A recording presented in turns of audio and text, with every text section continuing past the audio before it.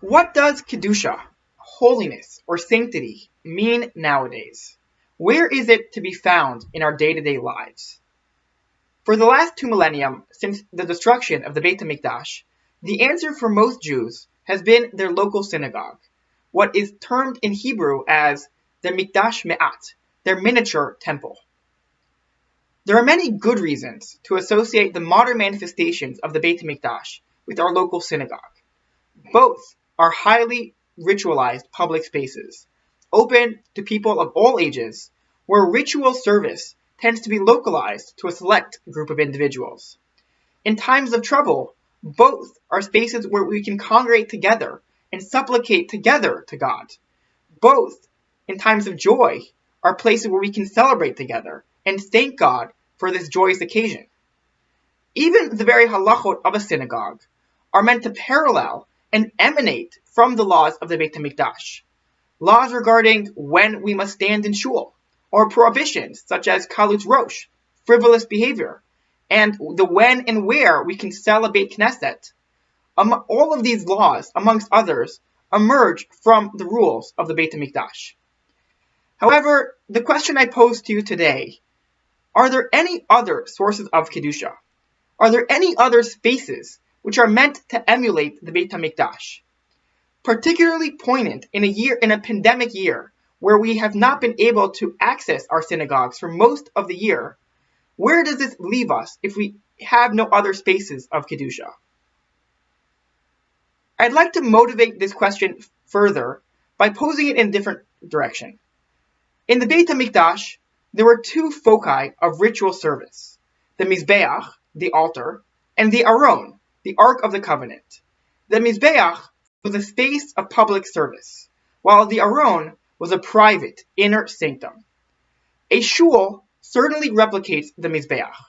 It is a space of communal public offering and sacrifices, of public Torah readings, where the Azara, the public courtyard, is replicated by the masses of people who are situated in shul. Even the bima, the raised platform from which we read the Torah, replicates the Mizbeach. But there really isn't a private, intimate space of Kedusha in the shul setting where one can commune with the divine. Where does such a space exist in our lives today? Where do we find the Aron, the private, intimate space, the inner sanctum within our lives? I propose that indeed there is another space of Kedusha which replicates the Mikdash, the home. Though it is not a place filled with formal ritual, the home is a space of Kedusha where godliness and divine presence can be found, where intimacy and close personal relationships thrive. From the day-to-day interactions, or from the week to week, from Shabbos to Shabbos, sanctity abounds within the home. The home is our personal refuge.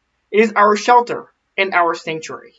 It is the place of our greatest spiritual achievements, where we can commune directly with the divine, and we are free to express the whole range of our emotions, unbridled from any formal ritual.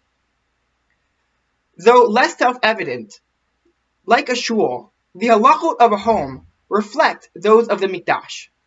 Our table is meant to be similar to the Mizbeach, Shulchan Domeh LaMizbeach, which is reflected in customs such as bringing the salt to the table, or in prohibitions such as not sitting on the table, or according to some, not killing insects on the table. We wash our hands through Netilat Yadayim in a manner which is very directly meant to replicate the way the Kohanim, the priests, would wash their hands from the Kior, the temple wash basin. The very space of the Mikdash was meant to look like a home. It had instruments like a menorah, a lamp, or the shulchan, a breadbasket, or in modern parlance what we call a pantry. Even the mezuzot we place on our doorposts, pieces of parchment which are encased and covered, are not very different from the luchot, which they too were encased within the Aron. There is a reason that throughout Tanakh, God continuously refers to the Beit HaMikdash as Beiti, his home. It may only house the divine symbolically, but in a very literal fashion, it is built like a house. As we approach the anniversary of the start of the pandemic, this is a good time to reflect on our year. We've certainly spent a lot less time in shul than we might have hoped, but we have been fortunate to spend a lot more time at home than we would regularly. We should take advantage of this opportunity to reflect on the sanctity of our homes, of the spirituality latent within our walls. Rashi, commenting on the verse Ve'asu li Mikdash, and they shall make for me a temple, interprets Ve'asu lishmi bait kedusha, and they should make in my name a home of sanctity.